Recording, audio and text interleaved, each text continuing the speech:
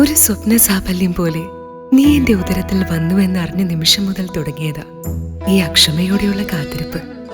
പച്ചമാങ്ങയുടെ ഈ പുളിപ്പ്, നാളത്തെ സ്നേഹം എന്നോർക്കുമ്പോൾ ഈ പുളിപ്പിനും വല്ലാത്തൊരു മധുരം. നിനക്കായി കരുതി വെച്ച ഈ താരാട്ടുപാട്ടുകൾ മൂളുമ്പോഴാണ് ഇന്നോളം ഞാൻ പാടിയ പാട്ടിനൊന്നും ഒരിമ്പമില്ലായിരുന്നെന്നറിയുന്നത്. ഈ കഥകളൊക്കെ നീ കേൾക്കുന്നുണ്ടല്ലോ അല്ലേ?